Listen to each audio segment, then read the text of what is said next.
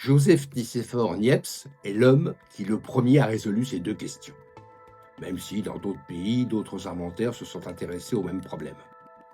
Il est né en 1765 à Chalon-sur-Saône. C'est un scientifique qui a reçu une formation sérieuse. À Angers notamment, il étudie dans un établissement réputé pour son enseignement en mathématiques, physique et chimie expérimentale.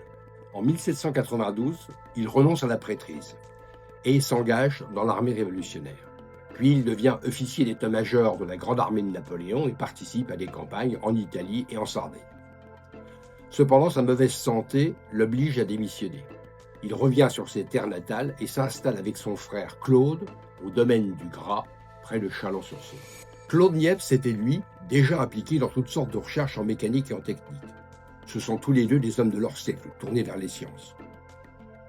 Leur objectif, dans un premier temps, est de mettre au point une invention qui pourrait révolutionner les transports. Un moteur à combustion interne fonctionnant au charbon de bois. Une sorte d'ancêtre du moteur diesel. Une belle invention, mais qu'ils ne parviendront pas à commercialiser.